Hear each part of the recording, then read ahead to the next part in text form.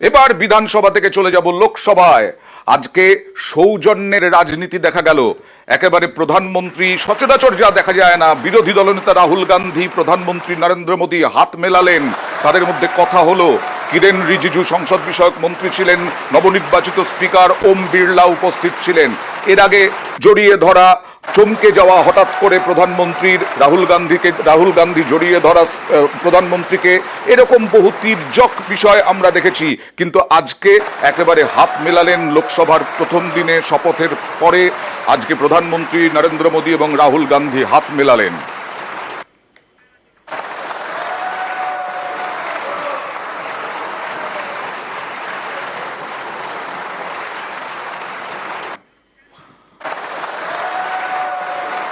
আর আজকে নবনির্বাচিত স্পিকার ওম বিড়লা, আজকে তিনি নির্বাচিত হলেন দ্বিতীয়বারের জন্য ওম বিড়লা লোকসভার অধ্যক্ষ হিসেবে। বলরাম ঝাখারের পরে এই প্রথম আরো একজন যিনি দ্বিতীয়বারের জন্য এই স্পিকারের চেয়ারে বসবেন আগামী 5 বছর।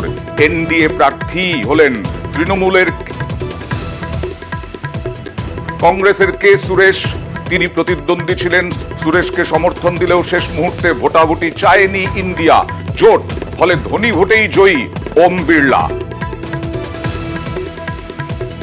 ये हमारा भवन ये सिर्फ 4 दीवारें नहीं है। संसद की कार्यवाही, जवाबदेही और आचरण हमारे देशवासियों के मन में लोकतंत्र के प्रति जो उनकी निष्ठा है उसको और अधिक मजबूत बनाता है। हम सब चाहते हैं कि सदन में आचरण, सदन के नियमों का पालन हम सब करें, और आपने बड़े सटीक तरीके से, संतुलित तरीके और कभी कभी कठोरता के साथ भी फैसले लिए हैं कि ऐसे निर्णय आपको पीड़ा भी देते हैं, लेकिन सदन की गरिमा और व्यक्तिगत पीड़ा के में आपने सदन की गरिमा को पसंद किया और सदन की परंपरा को बनाने का प्रयास किया।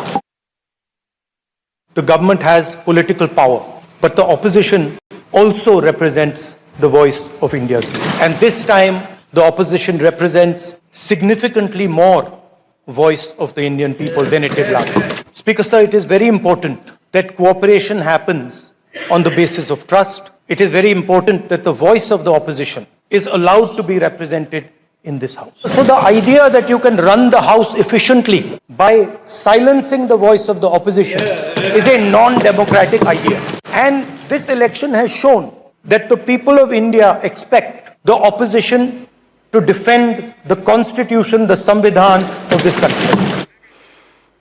ওম বিড়লা তো স্পিকার নির্বাচিত হলেন, কিন্তু সবটাই কি স্বস্তিতে হলো?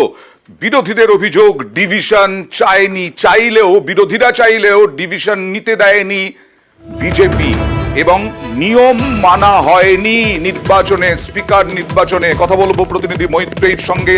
মৈত্রেয়ী, কেন ডিভিশন নিতে দিল না বিজেপি? গতকাল তো প্রার্থী হয়ে গেল বিজেপি এবং কংগ্রেসের বা ইন্ডিয়া জোটের, আজকে সেরকম কি হলো যে বিজেপি দিল না?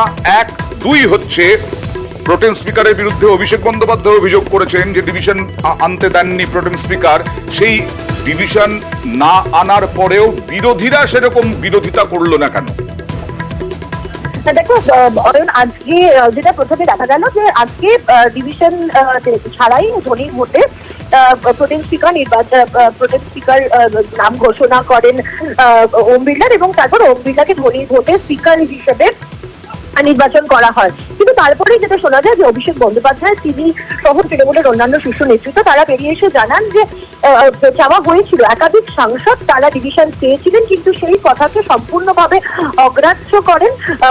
অভিষেক বন্দ্যোপাধ্যায়ের যে অভিযোগ যে একেবারে প্রোটেম স্পিকার, তিনি এই গোটা দাবি, সমস্ত সাংসদদের তরফ থেকে যে দাবি উঠেছিল সেটাকে সম্পূর্ণভাবে অগ্রাহ্য করেন, এবং অগ্রাহ্য করে যেহেতু এনডিএ কম কোথাও একটা ভোটাভুটিতে এগিয়ে পিছিয়ে থাকতে পারে, এই আশঙ্কা করেই অগ্রাহ্য করা হয়েছে, এবং সেটা করেই ধনী ভোটের দিকে এগিয়ে যান স্পিকার। ওকে, ধন্যবাদ। আর অভিষেক বন্দ্যোপাধ্যায় কি অভিযোগ করলেন দেখুন। পাল্টা সুকান্ত মজুমদার, কেন্দ্রীয় শিক্ষা প্রতিমন্ত্রী, তিনি বলছেন একজনও যদি ডিভিশন চাইতেন তাহলে সেই রকম পর্যায় থেকে ডিভিশন চাইতে হতো, তার একটা পদ্ধতি আছে। লোকসভার কার্যপ্রণালী যদি আপনি দেখেন, একজন সদস্য যদি ডিভিশন চায় তাহলে অধ্যক্ষকে এক্ষেত্রে প্রোটেম স্পিকার তাকে ডিভিশন অ্যালাউ করতে হয়। এখানে ইন্ডিয়া ব্লকের একাধিক প্রতিনিধি ডিভিশন চেয়েছে এবং চাওয়ার পরও ডিভিশন অ্যালাউ করা হয়নি, এবং এটা স্পষ্টত প্রমাণ যে বিজেপির কাছে সংখ্যাগরিষ্ঠতা নেই। সুতরাং এই যে সরকার চলছে এটা অবৈধ, অনৈতিক, আনকনস্টিটিউশনাল গভর্নমেন্ট, এবং এই সরকারের পতন সময়ের অপেক্ষা আমার মনে হয়। একজন সাংসদও চাইলে এটা অবশ্যই হবে, কিন্তু সেখানে একটা পদ্ধতি আছে, তো সেই পদ্ধতি অনুসারে যাইতে হবে। স্পিকার নির্বাচনের পর ওনারই দলের বরিষ্ঠ নেতা ফ্লোরের লিডার শ্রদ্ধেয় সুদীপ বন্দ্যোপাধ্যায় বললেন যে অ্যাটলিস্ট এবার বিরোধীরা বেশি সিট পেয়েছে, এবং ফ্লোরের অপোজিশনের একজন লিডার আছে, তার নাম হচ্ছে রাহুল গান্ধী। তার মানে ওনারা পার্টিগতভাবে অ্যাকসেপ্ট করে নিয়েছেন যে ওনাদের বিরোধী দলের নেতা হচ্ছে রাহুল গান্ধী। তো মাননীয় রাহুল গান্ধী ওনার সামনে সবসময় ক্যামেরা ফোকাস করেছিল, একবারও দেখান যে উনি ভোট চেয়েছেন, ডিভিশন চেয়েছেন।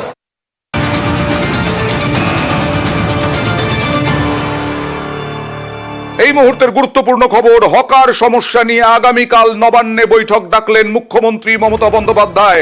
24শে জুন মুখ্যমন্ত্রী রুদ্রমূর্তির পরে গত কয়েকদিন ধরে চলছে হকার উচ্ছেদ অভিযান।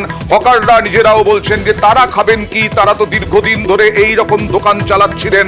কথা বলবো প্রতিনিধি সোমরাজের সঙ্গে। সোমরাজ, দেখো, যেটা নবান্ন সূত্রে খবর, আগামীকাল মুখ্যমন্ত্রী মমতা বন্দ্যোপাধ্যায় দুপুর 12টা নাগাদ বৈঠক থেকে নবান্ন সভাঘরে এই বৈঠকটা করবেন বলেই সূত্র মারফত খবর। এবং এই বৈঠকে সিনিয়র পুলিশ অফিসিয়ালরা থাকবেন, মূলত এডিজি আইন শৃঙ্খলা থেকে শুরু করে সিনিয়র পুলিশ অফিসিয়ালরাই থাকবেন। এবং যেটা সূত্র মারফত জানা যাচ্ছে, হকার বিষয় নিয়েই মুখ্যমন্ত্রী মমতা বন্দ্যোপাধ্যায় বৈঠক করবেন, যে বৈঠকে কমিটি দপ্তরের সচিবরাও উপস্থিত থাকবেন। আগামীকাল দুপুর 12টা থেকে নবান্ন সভাঘরে এই বৈঠক হবে বলেই সূত্র মারফত। হকার সংগঠনের কোনো প্রতিনিধি বা হকার সংগঠন কেউ থাকবে? দেখো, সেই আমন্ত্রণের তালিকা এখনো পর্যন্ত চূড়ান্ত হয়নি, এবং মনে করা হচ্ছে আজ বিকাল 4টের মধ্যে গোটা বিষয়টি আর চূড়ান্ত হয়ে যাবে। তবে আপাতত সিনিয়র পুলিশ অফিসিয়ালরা আগামীকালকের বৈঠকে থাকবেন, সেটাই এখনো পর্যন্ত চূড়ান্ত হয়েছে বলে নবান্ন সূত্রে জানা যাচ্ছে। সোমরাজ, তোমারই দেওয়া আরো একটি খবর, ডেঙ্গি সতর্কতায় নবান্নে বৈঠক।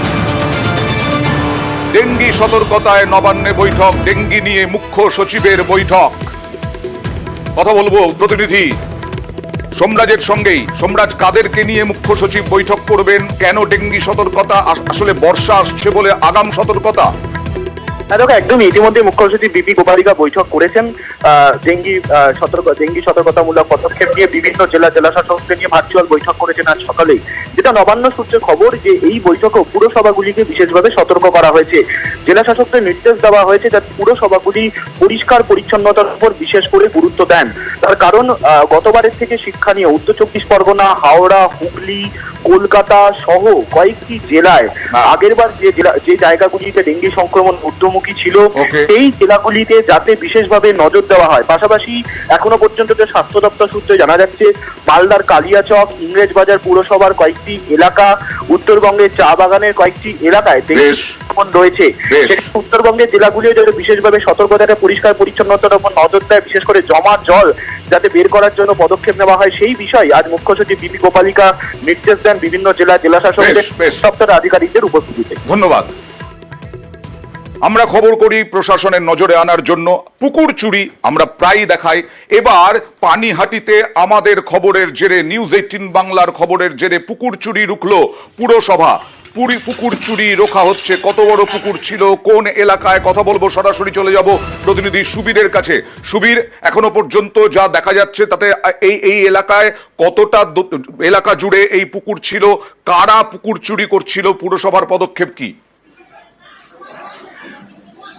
দেখো অয়নদা, পানিহাটি পৌরসভার 19 নম্বর ওয়ার্ড নাটাগড় কালীতলা এলাকাতে কিন্তু পাড়ার ভেতরে কিন্তু প্রায় 1 বিঘের মতো একটি পুকুর, সেই পুকুর কিন্তু জমির মালিক যিনি রয়েছেন তিনি ভরাট করছিলেন, এবং সেটা যখন আমাদের কাছে খবর আসে আমরা সেই খবর সম্প্রচার করি, এবং আমাদের কাছে খবর পেয়ে তৎক্ষণাৎ সেই এলাকায় ছুটে আসেন কাউন্সিলর সুভাষ চক্রবর্তী, সেই এলাকার কাউন্সিলর তিনি, এবং সেখানে এসে কিন্তু জমি মালিককে ধমক দেন এবং তারপরে কিন্তু অবিলম্বে এই পুকুর ভরাট বন্ধ করতে বলেন, এবং ঘোড়া থানা পুলিশও কিন্তু ঘটনাস্থলে আসে। তারপরে কিন্তু আজকে সকালবেলা পৌরসভা এবং স্থানীয় কাউন্সিলর উদ্যোগী হন এবং সেখানে গিয়ে এই পুকুর ভরাট বন্ধ করে দেন। এবং নিউজ দেখাবো যে পুরো পুকুর যেন ফিরে পাওয়া যায়, সেই ছবিও তুলে ধরবো নিউজ 18 বাংলার দর্শকদের কাছে।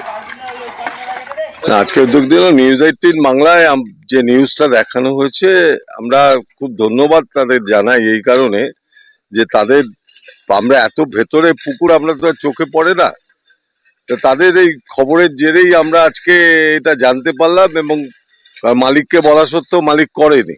আমরা লেবার দিয়ে পরিষ্কার করছি, জেসিপি ঢুকতে পারছে না এখানে, জেসিপি ঢুকতে পারলে তাড়াতাড়ি কাজ হতো, এবং এটা আমরা পরিষ্কার করে দেওয়ার চেষ্টা করছি। আর মালিককে বলছি যদি না করে আবার, তাহলে আমরা যতদিন লাগে এটা পরিষ্কার করে দেবো।